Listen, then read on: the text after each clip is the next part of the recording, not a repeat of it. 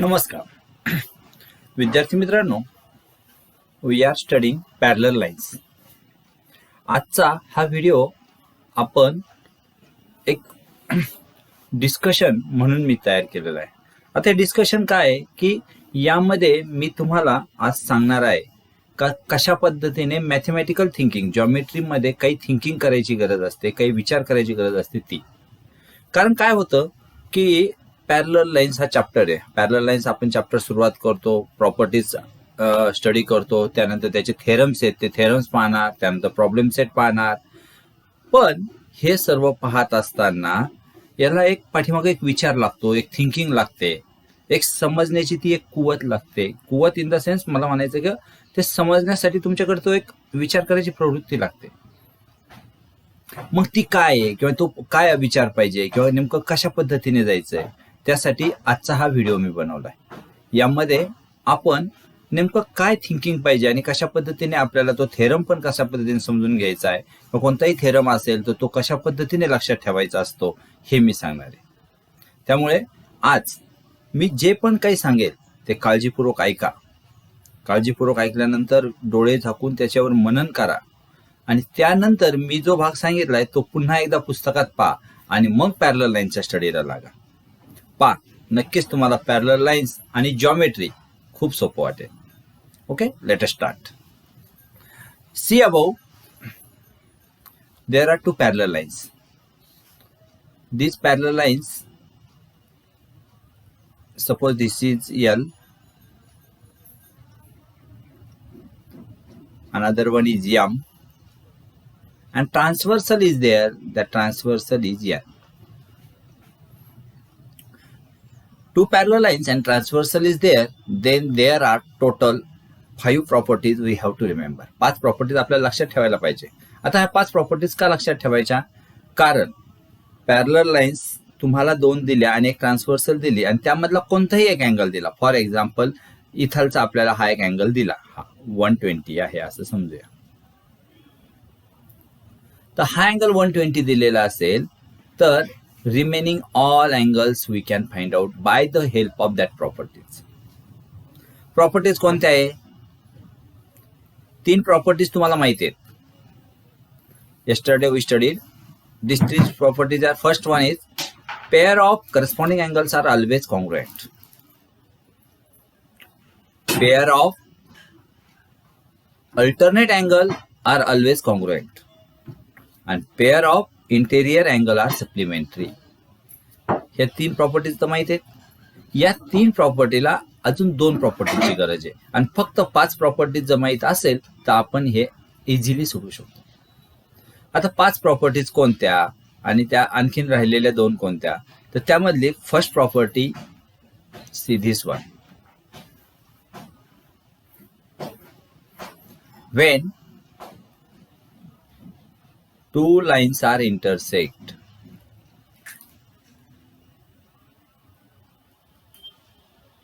pair of opposite angles forms are congruent. आता या property बद्दल आता बोलूया थोडस का. फर्स्ट चॅप्टर मध्ये ही property we studied. When 2 lines are intersect the pair of opposite angles forms are congruent. Now see in figure. हा अँगल 120 आहे.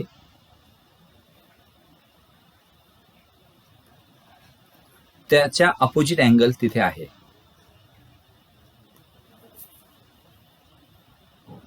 हा 120 असेल तर याच्या अपोजिट अँगल हा आहे आणि तो सुद्धा 120 असेल. असे अपोजिट अँगल किती आहे तिथे पहा. जर हा अँगल दिला त्याचे अपोजिट अँगल हा ओळखू शकतो, आपण काढू शकतो. त्यानंतर सपोज दिस अँगल जे याचा opposite angle this one, it is congruent. Opposite angle congruent आहे. उदाहरण this one is B, then this one is opposite angle. If this is C, this is C, means there are 4 pair of opposite angle. ओळखू शकता, काढू शकता. हे एक लक्षात घ्या. पहिला प्रॉपर्टी ही एक लक्षात घ्या का अपोजिट अँगल कॉन्ग्रुएंट असतात आणि अपोजिट अँगल ओळखता यायला पाहिजे. 2 लाईनने इंटरसेक्ट केले का जे 2 अपोजिट अँगल फॉर्म होतात अपोजिट साईडला ते म्हणजे अपोजिट अँगल. या ठिकाणी एकूण अपोजिट अँगलचे 4 पेअर्स आहेत. Okay, now second property. This second one,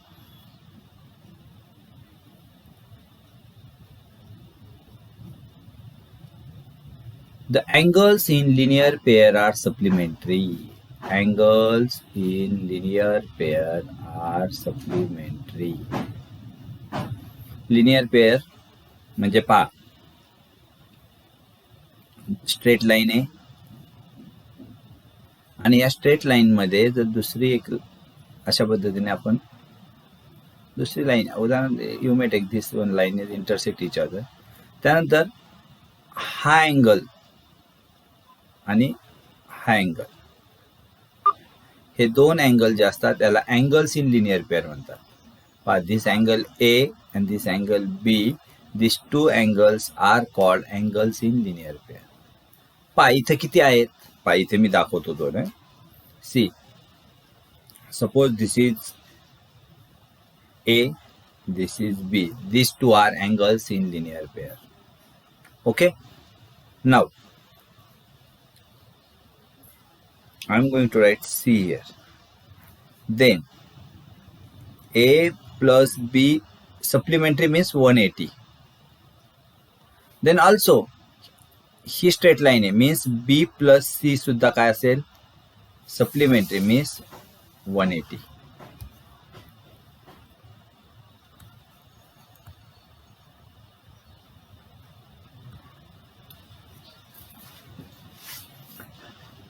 Similarly, if I am going to write here D,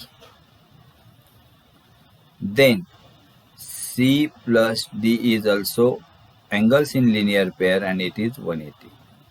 Also A plus D is 180. पहा, एक लाईन घेतली आपण, एक लाईन आणि एक ट्रान्सव्हर्सल घेतले तर त्या ठिकाणी total 4 pairs of linear pair तयार झाले. हे तुमच्या लक्षात यायला पाहिजे की किती लिनियर पेअर तयार होऊ शकतात. सिमिलरली यम लाईन जर असेल तर यम लाईन साठी असे 4 तयार होतील.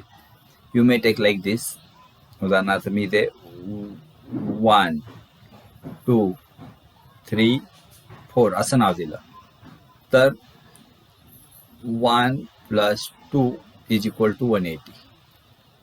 Angle 1 plus 2, this angle.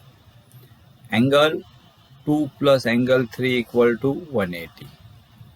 And so on. Means angles in linear pair तुम्हाला ओळखता यायला पाहिजे आणि त्याचे ते समजायला पाहिजे. आता हा 2 पॉईंट समजले का व्यवस्थित, का 2 पॅरलल लाईन दिले तर अपोजिट अँगल हे कॉन्ग्रुएंट असतात आणि angles in linear pair is supplementary, are supplementary. Okay, now we move towards point number 3.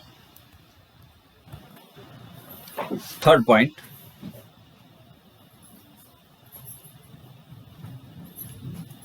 see,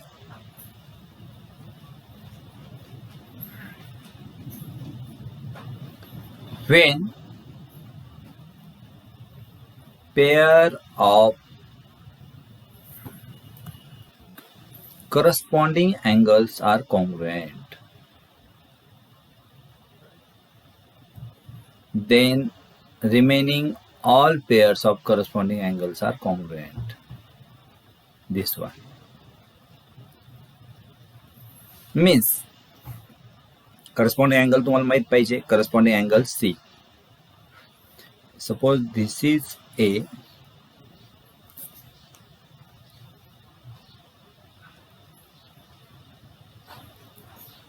this angle is A, then its corresponding angle, this is also A. These two angles are corresponding, pair of corresponding angles. अजून कोणते असतात, हा एक pair असतो, त्यानंतर या साईडला suppose this is B, then this is also B.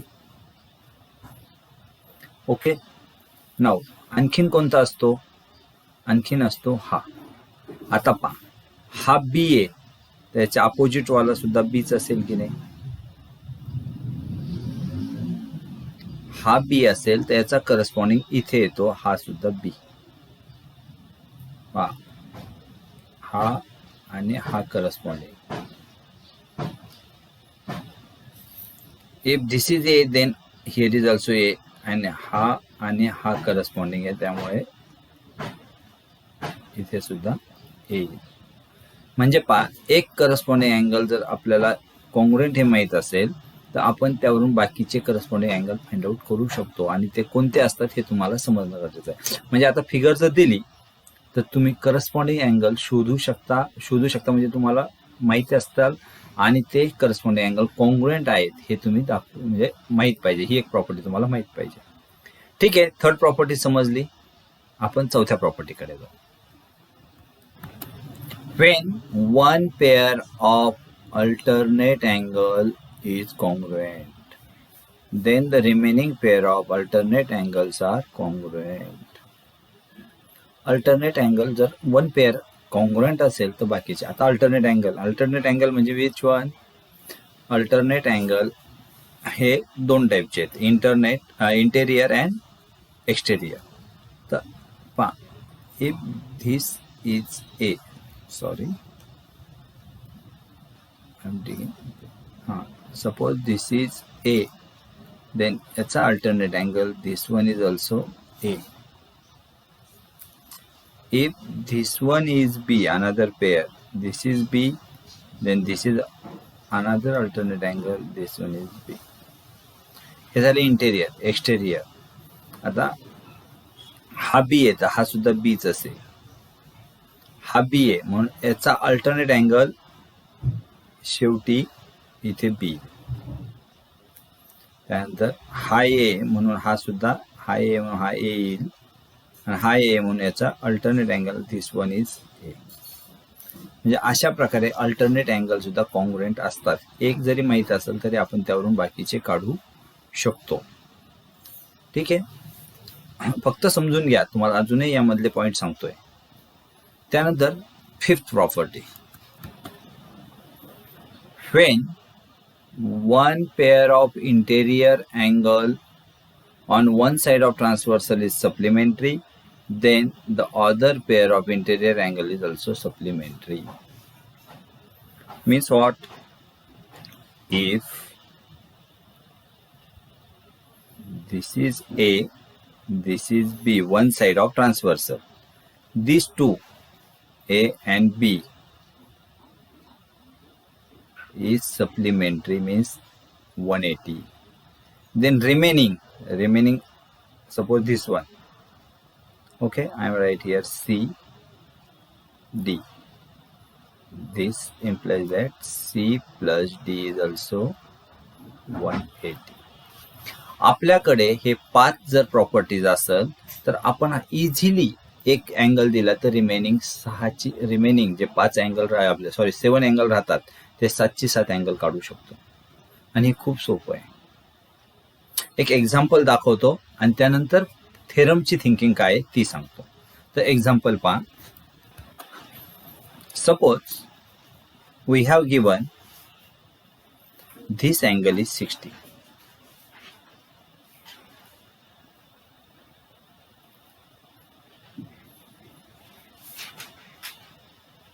This angle is 60. आपण प्रॉपर्टी यूज करूया आणि बाकीचे काढूया. आता प्रॉपर्टी काय? अपोजिट अँगल ही प्रॉपर्टी जर वापरली तर आपल्याला हा 60 असेल तर हा सुद्धा 60 येईल. ओके, 60 झालं. आता इथेच थांबतोय आपण. अपोजिट अँगल ही प्रॉपर्टी वापरली, एक प्रॉपर्टी वापरली, 60 आलं. यानंतर आपण लिनियर पेअर ही प्रॉपर्टी जर यूज केली, जर हा 60 असेल तर या शेजारचा हा 180 minus 60 which is equal to 120. म्हणजे हा अँगल 120 येईल. ठीक आहे. आता आपण काय करू, इथे थांबूया. इथून तुम्ही अपोजिट वापरली तरी इथे हा 120 येणार आहे. लिनियर पेअर वापरलं तरी 120 येणार आहे. हा जो रिमेनिंग राहिलेला आहे तो. ठीक आहे. आता आपण या बाकीच्या 3चा वापर करण्याचा प्रयत्न करूया. अगोदर आपण काय करू, करस्पॉन्डिंग अँगल मध्ये if this one is 60 then again this one is also 60. This one is 60, therefore this angle is also 60. हा 120 आहे तर हा सुद्धा इथे 1 120. ठीक आहे. अजून काय मिळू शकतं? ओके, नाव अगेन हे 120 आहे म्हणून ऑपोजिट अँगल हा 120, हा 120 आहे म्हणून हा ऑपोजिट अँगल हा 120. आले सर्व. हेच रिझन द्यायचे आणि हेच अशा प्रकारे फाइंड आउट करायचं. हे करस्पॉन्डिंग अँगल पाहिलं. जर आपल्याला या ठिकाणी करस्पॉन्डिंग अँगल न घेता दुसऱ्या अँगलचं पाहिजे असेल तर ते कसं आहे ते पाहिजे. Suppose this angle given is 50. Okay, हा 50. आता हा 50 असेल तर एक्सटेरियर अल्टरनेट एक्सटेरियर अँगल म्हणजे हा 50 असेल तर यासोबत यापासून हा अँगल 50 येईल ना, कारण हा एक्सटेरियर अल्टरनेट याचा. ठीक आहे, इथपर्यंत झालं. Again you can use opposite property. This one is 50. Okay, हा 50 आहे म्हणून याचा alternate angle this one 50. Again हा 50 आहे म्हणून हा 180 मायनस 50 दॅट इज 130 अँगल. हा 130 आहे म्हणून पा याचा हा 130 येईल खाली पा सी धिस वन. आणि हे अल्टरनेट अँगल आहेत. आणि आता कोणता राहिला? हे दोन राहिले. हे कसे पण फाइंड आउट करू शकता. हे 130 ला 130 म्हणा अपोजिट अँगल, हे 130 ला 130 अपोजिट अँगल. मीन्स तुम्हाला फक्त अँगल्स इन लिनियर पेयर किंवा opposite angles are congruent. If two line intersect each other opposite angles are congruent. हे दोन कन्सेप्ट, हे दोन प्रॉपर्टीज असतात आणि यामधली कोणती पण एक प्रॉपर्टी घेतली तरी तुम्ही इझिली सगळे फाइंड आउट करू शकता. म्हणजे आता याचं तुम्हाला टेन्शन घ्यायची गरज नाहीये. एक अँगल दिला तर बाकीचे कसे फाइंड आउट करायचे. आता हे तुमचं काम आहे. तर तुम्ही कोणता पण एक अँगल घ्यायचा आणि या प्रॉपर्टीचा वापर करायचा आणि फाइंड आउट करायला लागायचं. करा. हे तुम्ही कधी गेम खेळताना तसं गेम खेळल्यासारखं करा. तुम्हालाच तुमच्या ह्या प्रॉपर्टी बाय हर्ट होतील. पाठ करायची गरज नाही आणि तुम्ही 100% सगळं शोधू शकता. आणि ज्यावेळेस आपण आपल्या पद्धतीने काहीतरी काढतो ना त्यावेळेस तो खरा आपल्याला आनंद मिळतो. तर याच्या पुढच्या पॉइंटवर जातो मी आता.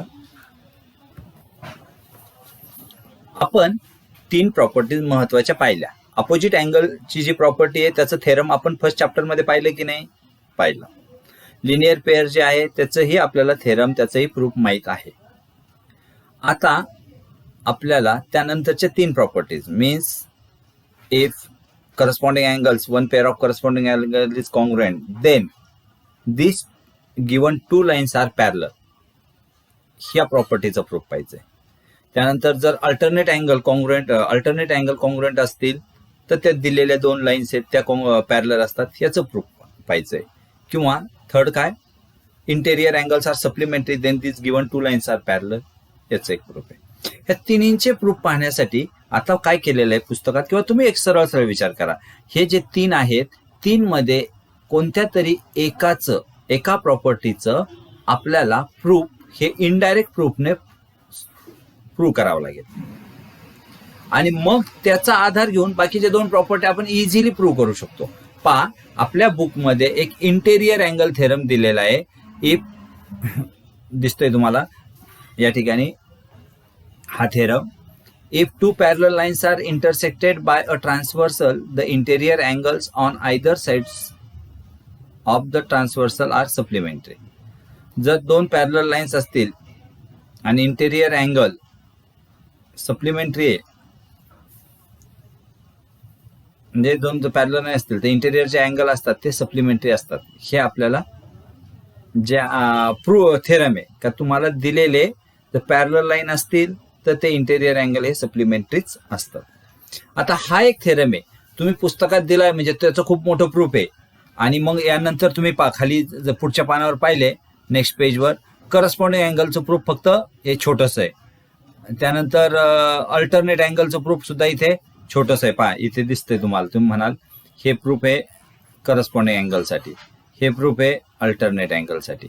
आता या ठिकाणी असा विचार करायचा आहे का हे तिन्ही प्रूफ जे आहेत हे तिन्ही प्रूफ सुद्धा छोटे आहेत, पण आपल्याला कधी ते छोटे होतील, एक प्रूफ हे इनडायरेक्ट प्रूफने सॉल्व्ह करायचं आहे आणि त्याचा आधार घेतलेला आहे. या ठिकाणी आधार कोणता घेतला आहे, पहिल्या थेरमचा आधार घेतला आहे आणि त्यानंतर आपण जी प्रॉपर्टी आहे इथे हे थेरम आहे, पहिल्या थेरम इनडायरेक्ट प्रूफने हे सॉल्व्ह केलेलं इंटेरियर अँगल त्याचा आधार घेतला म्हणून हे छोटं झालंय.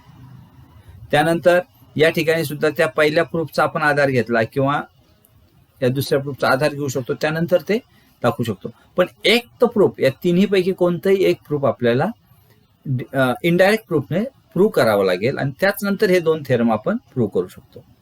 आता पहा, हे तुम्हाला समजून घ्यायचंय. एक्झाम मध्ये जर आलं आणि तुम्ही हे शॉर्ट मध्ये म्हणजे याचा कोणतंही ते इंटेरियर प्रूफला सुद्धा याचा आधार देऊन तुम्ही तसं सॉल्व्ह करू शकता याचा प्रूफ, पण तुम्हाला आत्ता समजून घेण्यासाठी पुस्तकात व्यवस्थित पहा या प्रूफमध्ये कसं दिलेलं आहे, हे प्रूफ कसं केलेलं आहे इनडायरेक्ट प्रूफने. इनडायरेक्ट प्रूफ म्हणजे नेमकं काय असतं हे तुमच्या लक्षात येईल.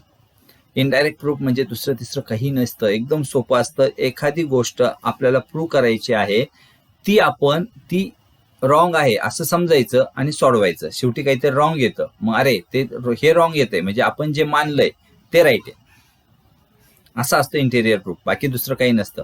आता हाच थेरम पाहूया आपण इंटेरियर प्रूफ मध्ये कशा पद्धतीने दिलाय. नीट पहा, लक्ष द्या. मी हा थेरम काय पर्सनली सोडवत नाही, आता बाजूला इथे दिलाय हेच तुम्हाला एक्सप्लेन करतोय. नीट पहा की थेरमचं स्टेटमेंट आहे, इथे पहा, if two parallel lines are intersected by transversal, the interior angles on either sides of transversal are supplementary. Okay, ते तुम्ही एक फिगर काढली, लाईन एम आहे, लाईन एल आहे, एन हा ट्रान्सवर्सल आहे. त्यानंतर अँगल आपल्याला इंटेरियर साठी चाललंय म्हणून फक्त त्यांनी इंटेरियर अँगल घेतलेत, ABCD. फिगर दिसते तुम्हाला सर्वांना.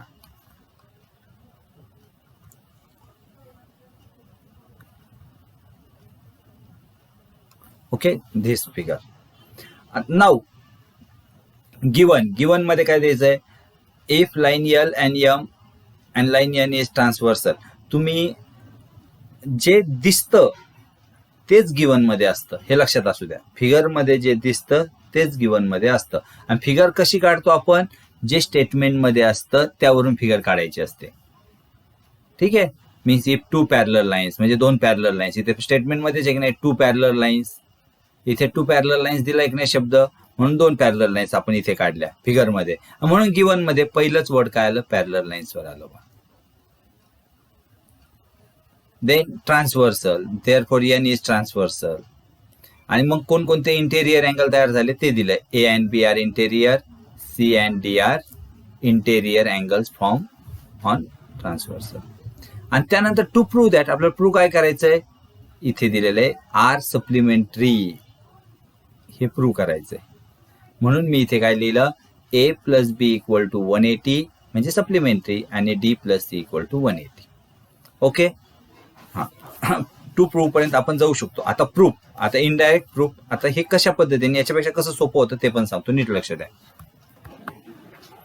Proof 3 possibilities arise regarding the sum of measure of A plus B. आपण काय करणार, पहिल्यांदा A प्लस बी हे ना यासाठी कन्सिडर करणार, A plus B equal to 180. तर या ठिकाणी 3 पॉसिबिलिटी येऊ शकतात. आपण काय इनडायरेक्ट प्रूफ आहे, इनडायरेक्ट प्रूफ मध्ये काय करायचं, let us assume that possibility कोणत्या आहेत, एकतर A plus B, see here, A plus B is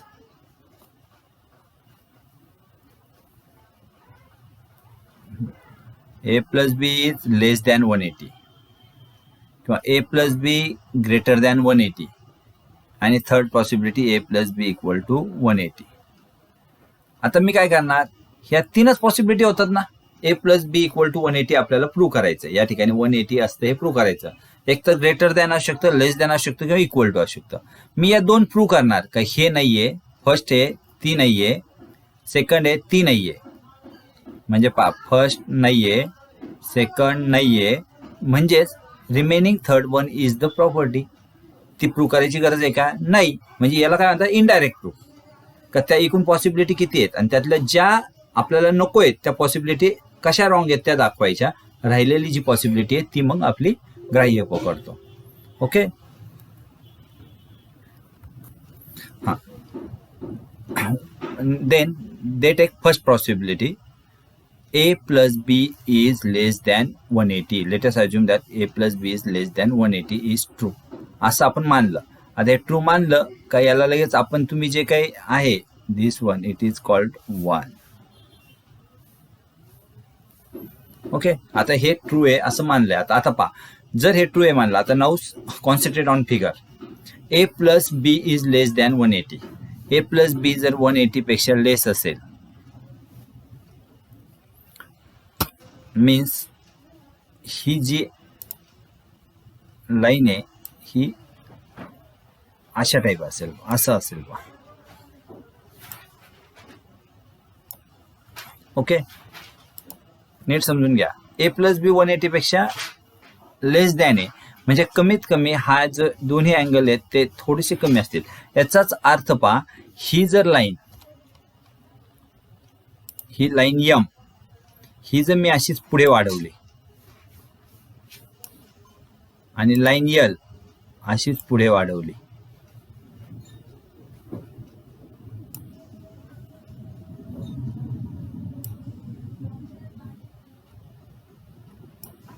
तर ते इंटरसेक्ट होतात की नाही?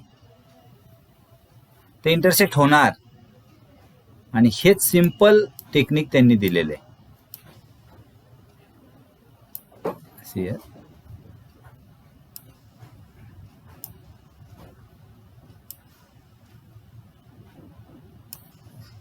अशा प्रकारे इथे इंटरसेक्ट होतात त्या, आणि it is intersect to this side, therefore intersect होतात. मग त्या पॅरलल लाईन होतील का? होणार नाही. आणि त्या पॅरलल लाईन होत नाही म्हणजे जे आपण हे ट्रू 1 हे मानलंय ना हे रॉंग आहे. सिंपल. एक लक्षात आलं पॉईंट. पहिली पॉसिबिलिटी कशी कॅन्सल झाली हेच इथं या ठिकाणी दिलेलं आहे. आपल्याला या बुकमध्ये जे काही दिलेलं आहे थेरम नीट पाहता गेल्या तुम्ही नंतर निवांत, की according to Euclid's postulate, if line L and M are produce will intersect each other on the sides of transversal A and B are formed. म्हणजे ते इंटरसेक्ट होतील. जे आता मी तुम्हाला दाखवलंय हे नुसतं वाचल्याने लक्षात नसतं आलं तुम्हाला, ते समजलं ते. त्यामुळे ते नाहीये. त्यामुळे जो आपण 1 मानलं ते इम्पॉसिबल आहे. तिथेच खाली लिहिले पहा, therefore it is impossible. A plus be less than 180 is impossible. ठीक आहे. म्हणजे आपण जे सपोज केलं होतं 1 हे काय आहे? It is not true. आता त्यांनी काय केलं? दुसरी पॉसिबिलिटी पाहिली. दुसरी पॉसिबिलिटी काय? This one, A plus B is greater than 180. ठीक आहे. आपण A plus B greater than 180 ही पॉसिबिलिटी फिगर मध्ये पाहता. A plus B is greater than 180 means what? This angle, this line is like this. Okay, हे greater than 180 आहे. थोडीशी greater than 180 असेल म्हणजे असं असेल. याचाच अर्थ पहा, या साईडला आपण ही किती वाढवली आणि ही लाईन पुढे, यम लाईन ही पुढे वाढवली, तर ह्या कधीही इंटरसेक्ट होणार नाही. But see the opposite sides of transversal. Opposite sides of transversal, I am going to extend this line L and also extend this line M. Intersect झाले ना, म्हणजे इंटरसेक्ट होतात कुठे? Other sides of transversal. म्हणजे हे जे मानलं कोणतं? Angle A plus B is greater than 180 is also impossible किंवा it is also not true. Therefore because lines are parallel. Parallel line कधीच इंटरसेक्ट व्हायला नाही पाहिजे, पण आता इंटरसेक्ट होतात. म्हणजे हे जर आपण सपोज केलंय angle A plus B is greater than 180, it is also not true. Greater than 180 is not true. आणि हे दोन्ही ट्रू नाहीये म्हणजे ट्रू काय आहे? Third possibility. This possibility is therefore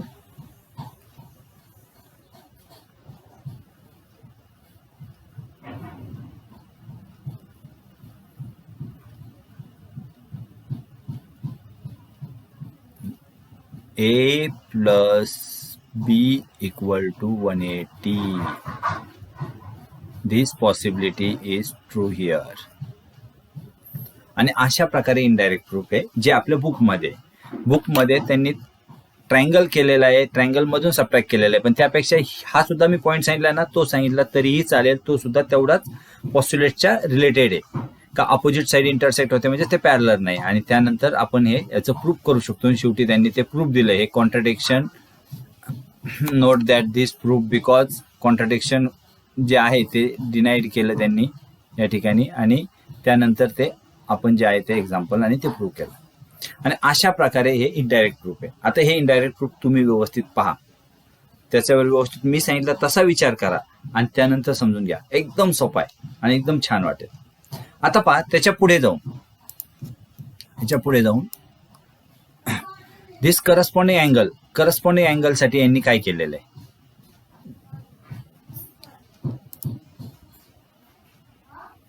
C clearly. Okay, जर corresponding angle form transversal of two parallel lines are equal measure, corresponding angle equal मेजरचे असतात, तर यांनी काय केलं, इथे पहा हा ए अँगल आणि हा बी अँगल, हे दोन अँगल करस्पॉन्डिंग आहे आणि ते इक्वल असतात असं आपल्याला प्रूव्ह करायचं आहे. आता हे प्रूव्ह करण्यासाठी काय केलं, इंटेरियर अँगलचा आधार घ्यायचा. काय इंटेरियर अँगल, का B plus C, this B plus C is 180. आपण प्रूव्ह केलं ना अगोदर, तेच आहे पहा, बी प्लस सी इज 180. इथे त्यांनी घेतलं, इथे आधार.